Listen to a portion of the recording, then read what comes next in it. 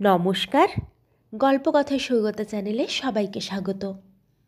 আজকে আমি শোনাব শরদিন্দু বন্দ্যোপাধ্যায়ের লেখা একটি ভূতের গল্প, কামিনী। স্টেশনে ট্রেন থামিতেই হ্যাটকোট পরা সুরনাথবাবু নামিয়া পড়িলেন। স্টেশনটি ছোট, তাহার সংলগ্ন জনপদটিও বিস্তীর্ণ নয়। ট্রেন 2 মিনিট থামিয়া চলিয়া গেল।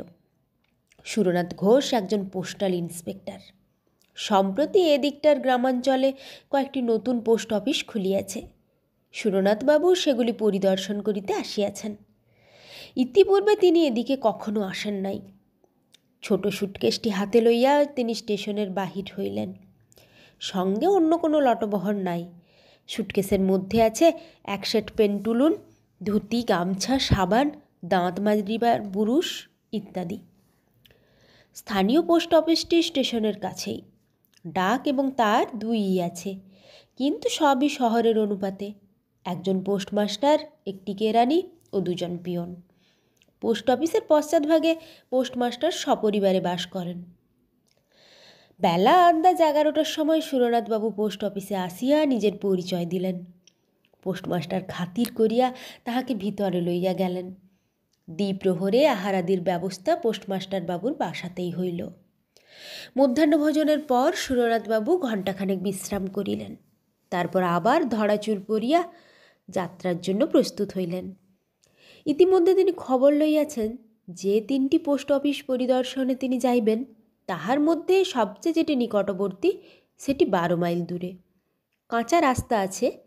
সুরনাথ তার পিয়নের সাইকেলটি ধার লইয়াছেন। আজ সন্ধ্যার সময় উদ্দিষ্ট গ্রামে পৌঁছিবেন। কাল সকালে সেখানকার পোস্ট অফিস তদারক করিয়া সন্ধ্যার পূর্বে ফিরিয়া আসিবেন। আবার অন্য পোস্ট অফিসের উদ্দেশ্যে যাত্রা করিবেন। সাইকেলের পশ্চাৎভাগে ছোট সুটকেসটি বাঁধিয়া সুরনাথ তাহাতে আরোহণের উদ্যোগ করিতে পোস্টমাস্টার বলিলেন, এখান থেকে মাইল 5-6 দূরে রাস্তা দুভাগ হয়ে গেছে। ডান হাতি রাস্তা দিয়ে গেলে একটু ঘুর পড়ে বটে, কিন্তু আপনি ওই রাস্তা দিয়েই যাবেন। সুরনাথ জিজ্ঞাসা করিলেন, কেন, বাঁহাতি রাস্তাটা কি দোষ করেছে? পোস্টমাস্টার বলিলেন, ও রাস্তাটা ভালো নয়। সাইকেলে আরোহণ করিয়া সুরনাথ বাহির হইয়া পড়িলেন। কয়েক মিনিটের মধ্যেই তিনি শহরের এলাকা পার হইলেন। তারপর অবারিত মুক্ত দেশ। দেশটা বর্ণসংকর। অবিমিশ্র পলিমাটি নয়, আবার নির্জন মরু কান্তার নয়। স্থানে স্থানে ঘন বন আছে, কোথাও নিস্তরু তরুরাদপ শিলাভূমি, কোথাও নরম মাটির বক্ষ বিদীর্ণ করিয়া রুক্ষ পাথরের ঢিবি মাথা তুলিয়াছে। এই বিচিত্র ভূমির উপর দিয়া নির্জন পথটি আঁকিয়া বাঁকিয়া চলিয়াছে। আকাশে পৌষ মাসের স্নিগ্ধ সূর্য, বাতাসে আরাম আতপ্ত। সুরনাথ প্রফুল্ল মনে মন্থর গতিতে চলিয়াছেন। মাত্র 12-14 মাইল পথ যাইতে কতই বা সময় লাগিবে। সুরনাথের বয়স 40 বছর। মধ্যমাকৃতি, দৃঢ় শরীর, মুখশ্রী মোটের উপর সুদর্শন। তিনি বিপত্নিক। বছর 3 আগে স্ত্রী বিয়োগ হইয়াছে। আবার বিবাহের প্রয়োজন তিনি মাঝে মাঝে অনুভব করেন, কিন্তু বিপত্নিকত্বের ফলে যে ক্ষণিক স্বাধীনতাটুকু লাভ করিয়াছেন তাহা বিসর্জন দিতে মন চাহিতেছে না। তিনি যখন 6 মাইল দূরত্ব পথের দ্বিভুজে পৌঁছলেন, তখন সূর্য পশ্চিম দিকে অনেকখানি ঝুলিয়া পড়িয়াছে। সম্মুখে 2টি পথ ক্রমশ পৃথক হইতে হইতে ধনুকের মতো বাঁকিয়া গিয়াছে। মাঝখানে উঁচু জমি, তাহার উপর তাল খেজুরের গাছ মাথা তুলিয়া আছে। হঠাৎ কোথা হইতে ক্ষুদ্র একখণ্ড কালো মেঘ আসিয়া সূর্যকে ঢাকিয়া দিল। চারদিকে অস্পষ্ট ছায়াচ্ছন্ন হইয়া গেল। সুরনাথ পথের সন্ধিস্থলে সাইকেল হইতে নামিলেন। আশেপাশে নিকটে দূরে জনমানব নাই। আকাশ নির্মল, কেবল সূর্যের মুখের উপর এক টুকরা মেঘ লাগিয়া আছে, যেন সূর্য মুখোশ পরিয়াছে। সুরনাথ একটু চিন্তা করিলেন। এখনও 6-7 মাইল পথ বাকি। আধ ঘণ্টার মধ্যেই সূর্য অস্ত যাইবে। অন্ধকার হইবার পূর্বে যদি গন্তব্যস্থানে পৌঁছাতে না পারেন, দিকভ্রান্ত হইবার সম্ভাবনা। পোস্টমাস্টার বলিয়াছিলেন, বাঁহাতি রাস্তাটা ভালো নয়, কিন্তু দৈর্ঘ্যে ছোট, সুতরাং বাঁহাতি রাস্তা দিয়া যাওয়াই ভালো। সুরনাথ সাইকেলে চড়িয়া বাঁহাতি রাস্তা ধরিলেন। পোস্টমাস্টার মিথ্যে বলেন নাই। পথ অসমতল ও প্রস্তরাকীর্ণ, কিন্তু সাবধানে চলিলে আছাড় খাইবার ভয় নাই। সুরনাথ সাবধানে অথচ দ্রুত সাইকেল চালাইলেন। সূর্যের মুখ হইতে মেঘ কিন্তু নড়িল না। মনে হইল মুখে মুখোশ আঁটিয়াই সূর্যদেব অস্ত যাইবেন। মিনিট 20 সাইকেল চালাইবার পর সুরনাথ সামনে একটি দৃশ্য দেখিয়া আশান্বিত হইয়া উঠিলেন। অস্পষ্ট আলোতে মনে হইল যেন রাস্তার দুধারে ছোট ছোট কুটির দেখা যাইতেছে। দু একটা আবছায়া মূর্তিও যেন ইতস্তত চরণ করিয়া বেড়াইতেছে।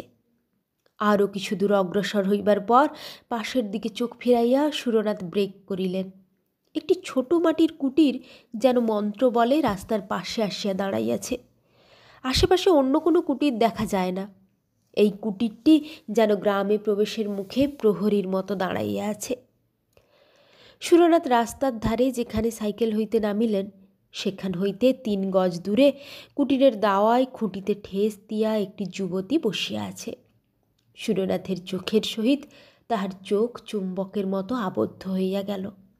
চাষার মেয়ে, গায়ের রং মাজা পিতলের মতো পিতাভ, দেহ যৌবনের প্রাচুর্যে ফাটিয়া পড়িতেছে।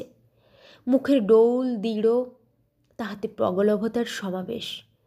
মাথায় অযত্ন বিন্যস্ত চুলের প্রান্তে একটু পিঙ্গলতার আভাস। চোখের তারা বড় বড়। পরিধানে কেবল একটি মস্তপাড় শাড়ি, অলঙ্কার নাই। সধবা কি বিধবা কি কুমারী বোঝা যায় না। তার দিকে কিছুক্ষণ চাহিয়া থাকিলে মনে হয় যেন আগুন রাঙা চুল্লির দিকে চাহিয়া আছি। হ্যাঁ গা, তুমি কোথায় যাবে?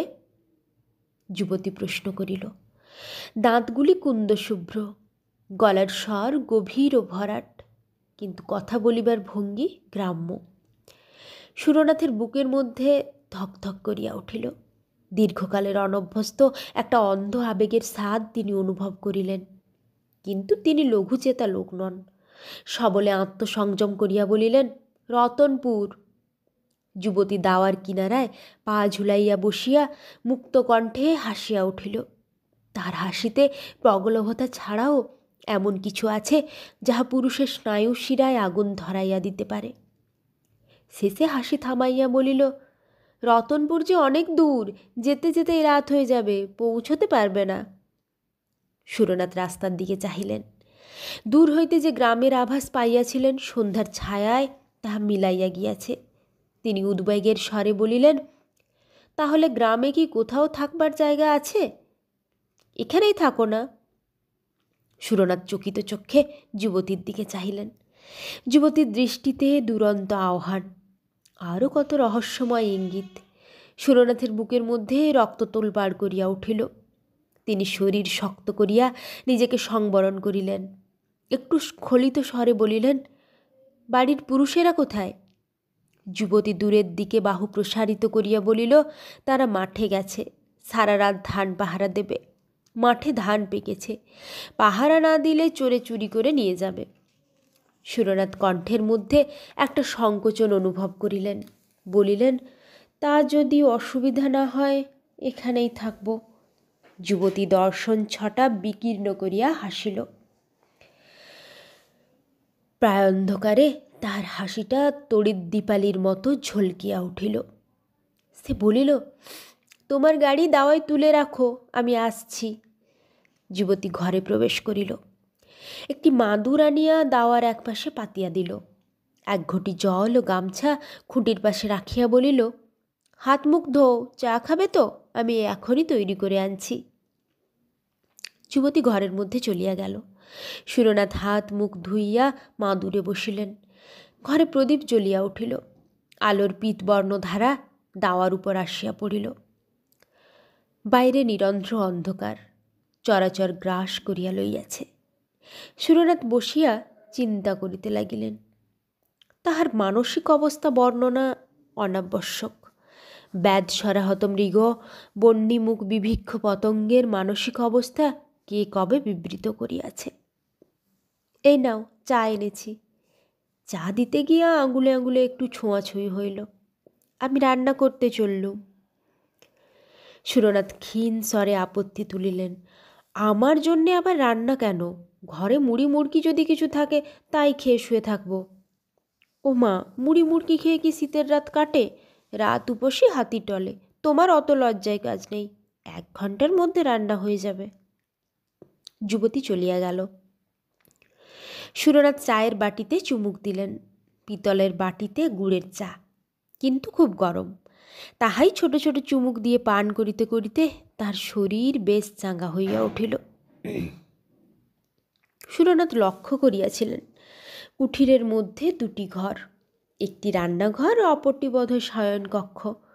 তিনি অনুমান করিলেন যে দাওয়ায় মাদুরের উপর তাহার শয়নের ব্যবস্থা হইবে, সেই ভালো হইবে।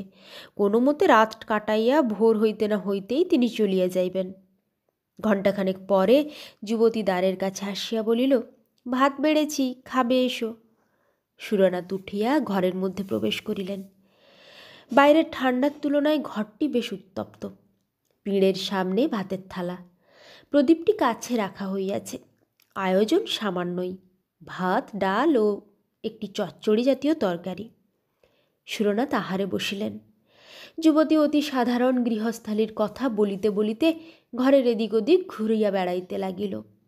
সুরনাথ লক্ষ্য করিলেন রান্না করিতে করিতে যুবতী কখন পায়ে আলতা পড়িয়াছে। যুবতী সুরনাথের সঙ্গে সহজভাবে কথা বলিতেছে, অথচ তিনি হুঁ হাঁ ছাড়া কিছুই বলিতেছেন না। বিপদের সময় যে ডাকিয়া ঘরে আশ্রয় দিয়াছে তাহার সঙ্গে অন্তত একটু মিষ্টলাভ করিবার প্রয়োজন আছে। তিনি শামুকের খোলের ভিতর হইতে গলা বাড়াইয়া বলিলেন, তোমার নাম কি? এক ঝলক হাসিয়া যুবতী বলিল, কামিনী। নামটা তপ্ত লোহার মতো সুরনাথের গায়ে ছ্যাঁক করিয়া লাগিল। তিনি শামুকের মতো আবার খোলের মধ্যে প্রবেশ করিলেন। আহারান্তে সুরনাথ হাত মুখ ধুইলে কামিনী বলিল, পাশের ঘরে বিছানা পেতে রেখেছি, শুয়ে পড়ো গিয়ে। সুরনাথের বুক ধড়াস করিয়া উঠিল। তিনি তোতলা হইয়া গিয়া বলিলেন, আমি আমি বাইরে মাদুরে শুয়ে রাত কাটিয়ে দেব। কামিনী গালে হাত দিয়া বলিল, ও মা, বাইরে শোবে কি? শীতে ক্যালিয়ে যাবে যে, যাও বিছানায় শোও গিয়ে। সুরনাথ কথা কাটাকাটি করিলেন না। কামিনী রাত্রে কোথায় শুইবে প্রশ্ন করিলেন না। দণ্ডাজ্ঞাবাহী আসামির মতো শয়নকক্ষে প্রবেশ করিলেন। ঘরে দীপ জ্বলিতেছে। মেঝের উপর খড় পাতিয়া তাহার উপর তোষক বিছাইয়া শয্যা। সুরনাথ সুটকেশ আনিয়া বস্ত্রাদি পরিবর্তন করিলেন, তারপর প্রদীপ জ্বালিয়া রাখিয়াই শয়ন করিলেন। চোখ বুজিয়া তিনি পাশের ঘরে খুটখাট ঠুনসা ঠুনঠান বাসনকোসনের শব্দ শুনিতে লাগিলেন। ইন্দ্রিয়গুলি অতিমাত্রায় তীক্ষ্ণ হইয়া উঠিয়াছে। তাহার মনের উত্তাপ একটি নিঃশ্বাসে বাহির হইয়া আসিল। চোখ বুজিয়া অনেকক্ষণ শুইয়া থাকিবার পর তিনি আচ্ছন্নের মতো হইয়া পড়িয়াছিলেন। হঠাৎ চটকা ভাঙিয়া গেল। তিনি চোখ খুলিয়া দেখিলেন কামিনী নিঃশব্দে কখন তাহার বিছানার পাশে আসিয়া বসিয়াছে। তাহার মুখে বিচিত্র হিংস্র মধুর হাসি। 3 দিন পর্যন্ত সুরনাথ যখন ফিরিয়া আসিলেন না, তখন পোস্টমাস্টারবাবু উদ্বিগ্ন হইয়া উঠিলেন। কেবল সুরনাথবাবুর জন্য নয়, সেই সঙ্গে পোস্ট অফিসের সম্পত্তি সাইকেলটিও গিয়াছে। পোস্টমাস্টার পুলিশের খবর দিলেন। পুলিশ খোঁজ লইল। সুরনাথের যে 3টি পোস্ট অফিসে যাইবার কথা সেখানেও তিনি যান নাই। পুলিশ তখন রীতিমতো তদন্ত আরম্ভ করিল। 7 দিন পরে সুরনাথকে পাওয়া গেল। বাঁহাতি রাস্তায় একটিও কুটির নাই। সেই রাস্তার পাশে ঝোপঝাড়ের মধ্যে তাহার মৃতদেহ পড়িয়া আছে। সাইকেলটা অনতি দূরে মাটিতে লুটাইতেছে। তাহার পশ্চাতে সুরনাথের সুটকেশ রহিয়াছে। সুটকেশের মধ্যে কাপড় চোপড়, সাবান, মাজন, বুরুশ সমস্তই মজুত আছে। কিছু খোয়া যায় নাই। সুরনাথের দেহে কোথাও আঘাতের চিহ্নও নাই, কিন্তু দেহটি প্রাচীন মিশরীয় মমির মতো শুষ্ক ও অস্থি চর্মসার হইয়া গিয়াছে, যেন রক্তচোষা বাদুড় দেহটা শুষিয়া লইয়াছে। পুলিশ হাসপাতালে লাশ চালান দিল।